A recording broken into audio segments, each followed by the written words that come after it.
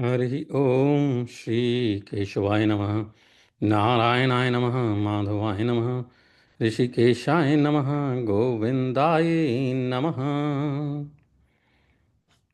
आज हम अष्ट नवतितमो अध्याय महाभारत का पढ़ेंगे, जिसमें शांतनु और गंगा का कुछ शर्तों के साथ संबंध, वसुओं का जन्म और शाप से उद्धार तथा भीष्म की उत्पत्ति का के विषय में हमें ज्ञान प्राप्त होगा। वैशंपायन उवाच। तो वैशंपायन जी कहते हैं कि जन्मेजय, राजा शांतनु का मधुर मुस्कान युक्त मनोहर वचन सुनकर यशस्विनी गंगा उनकी ऐश्वर्य वृद्धि के लिए उनके पास आईं। तट पर विचरते हुए उन नृपश्रेष्ठ को देखकर सती साध्वी गंगा को वसुओं को दिए हुए वचन का स्मरण हो आया। साथ ही राजा प्रतीप की बात भी याद आ गई। तब यही उपयुक्त समय है, ऐसा मानकर वसुओं को मिले हुए शाप से प्रेरित हो वे स्वयं संतानोत्पादन की इच्छा से पृथ्वीपति महाराज शांतनु के समीप चली आईं और अपने मधुर वाणी से महाराज के मन को आनंद प्रदान करती हुई बोली कि हे भूपाल, मैं आपकी महारानी बनूंगी एवं आपके अधीन रहूंगी। एतश्रुत्वा वचो राज्ञः सस्मितं मृदु वल्गु च यशस्विनी च सा गच्छ शान्तनो भूतये तदा। सा च दृष्ट्वा नृपश्रेष्ठं चरन्तं तीरमाश्रितं वसूनां समयं स्मृत्वा धाभ्यगच्छदन्निन्दिता। प्रजार्थिनी राजपुत्रं शान्तनुं पृथ्वीपतिं प्रतीपवचनं चापि संस्मृत्यैव स्वयं नृप।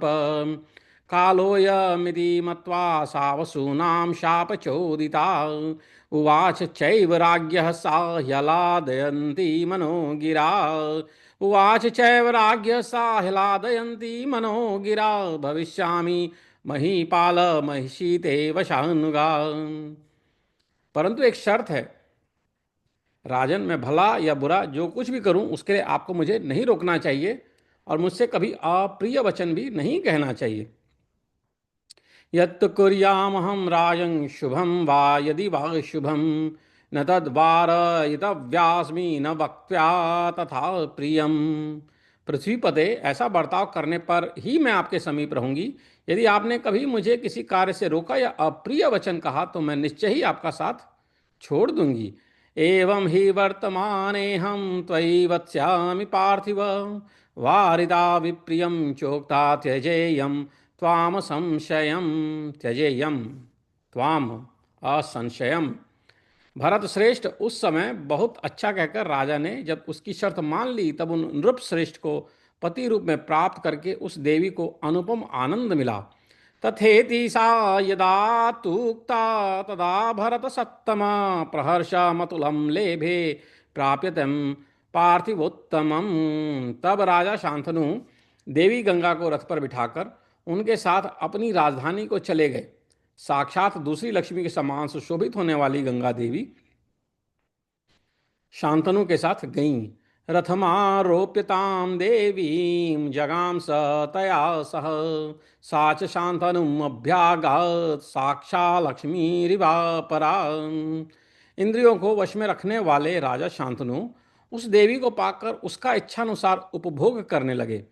पिता का यह आदेश था कि उससे कुछ पूछना मत, अतः उनकी आज्ञा मानकर राजा ने उससे कोई बात नहीं पूछी।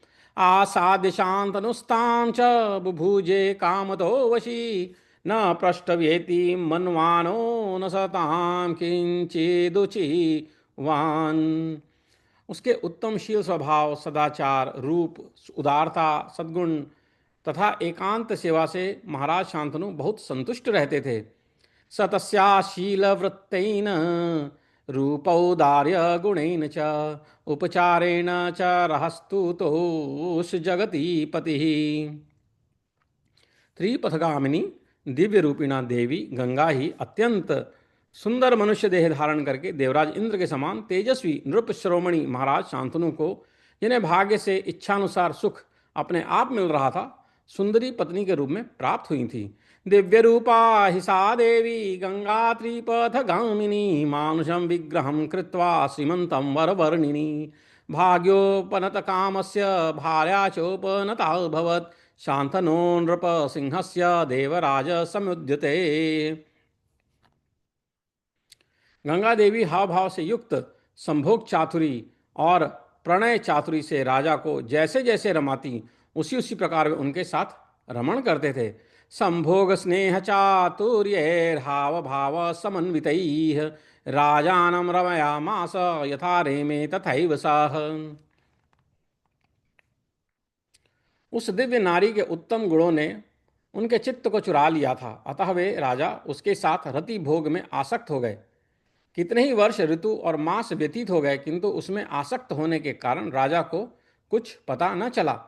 स राजा रति सक्तत्वाद उत्तम स्त्री गुणैर्हृतः संवत्सरान ऋतून मासान बुबुधे न बहून गतान। उसके साथ इच्छानुसार रमण करते हुए महाराज शांतनु ने उसके गर्भ से देवताओं के समान तेजस्वी 8 पुत्र उत्पन्न किए। रममाण तया सार्धम यथा कामम नरेश्वरः अष्टवजनयत पुत्रान् तस्यामर सन्निभान। भारत, जो जो पुत्र उत्पन्न होता उसे वह गंगा जी के जल में फेंक देती और कहती, वत्स, इस प्रकार शाप से मुक्त करके मैं तुम्हें प्रसन्न कर रही हूं। ऐसा कहकर गंगा प्रत्येक बालक को धारा में डुबो देती थी। जातम जातम च सा पुत्रम क्षिपत्यम भसी भारत प्रीणाम्यहम त्वमी युक्ता गंगा स्रोतस्य मज्जयत। पत्नी का यह व्यवहार राजा शांतनु को अच्छा नहीं लगता था, तो भी वे उस समय उससे कुछ नहीं कहते थे। राजा को डर बना हुआ था कि कहीं यह मुझे छोड़कर चली न जाए।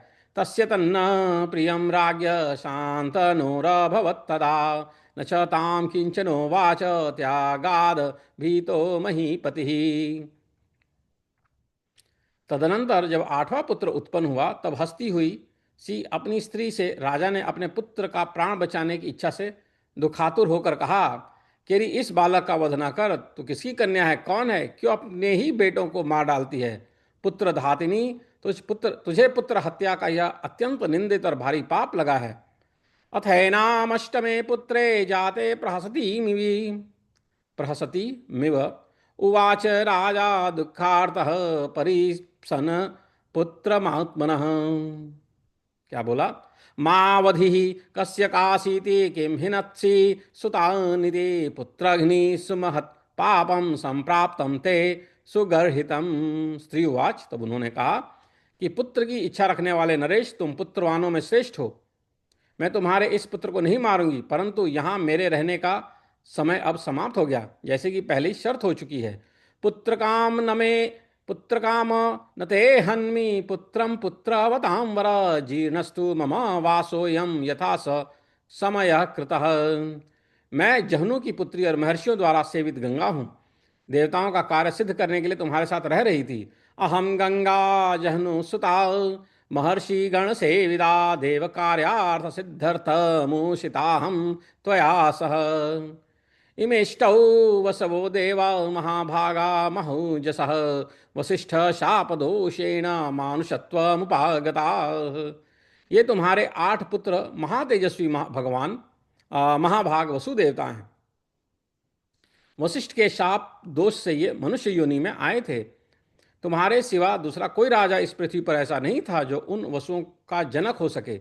इसी प्रकार इस जगत में मेरी जैसी दूसरी कोई मानवी नहीं है जो उन्हें गर्भ में धारण कर सके। तेषाम जनयिताम नान्यः त्वद्रुते भुवि विद्यते मद्विधा मानुषी धात्री लोके नास्ति काचन। अतः इन वसुओं की जननी होने के लिए मैं मानव शरीर धारण करके आई थी। राजन, तुमने 8 वसुओं को जन्म देकर अक्षय लोक जीत लिए हैं। तस्मात्ज जननी हेतुर्मानुषत्वमुपागता जनयित्वा वसु नष्टौ जीता लोका स्वयक्षया। वसु देवताओं की यह शर्त थी और मैंने उसे पूर्ण करने की प्रतिज्ञा कर ली थी कि जो जो वसु जन्म लेगा उसे मैं जन्मते ही मनुष्य योनि से छुटकारा दिला दूंगी। देवानां समयस्त्वेष वसूनां संश्रुतो मया जातम जातम मोक्ष इष्ये जन्मतो मानुषादिति। इसलिए अब वे वसु महात्मा वशिष्ठ के शाप से मुक्त हो चुके हैं। तुम्हारा कल्याण हो, अब मैं जाऊंगी। तुम इस महान व्रतधारी पुत्र का पालन करो। तत ते शापादविनिर्मुक्ता आपवस्य महात्मनः स्वस्ति तेस्तु गमिष्यामि पुत्रं पाहि महाव्रतम् अयं तव सुतस्तेषां वीर्येण कुलनन्दनः सम्भूतोत्ति जनान्यान भविष्यति न संशयः। यह तुम्हारा पुत्र सब वस्तुओं के पराक्रम से संपन्न होकर अपने कुल का आनंद बढ़ाने के लिए प्रकट हुआ है। इसमें संदेह नहीं कि यह बालक बल और पराक्रम में दूसरे सब लोगों से बढ़कर होगा। ऐसा पर्याय वासो में वसूनाम सन्निधौ कृतः मत प्रसूति विजानीह गंगा दत्तमिमं सुतम।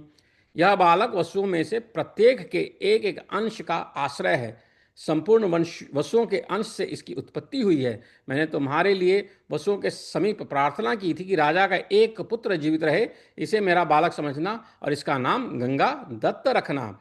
इति श्री महाभारते आदि पर्वणि संभव पर्वणि भीषोत्पत्तावष्टनवतितमो अध्याय। तो इससे 98वां अध्याय यहाँ पे समाप्त होता है।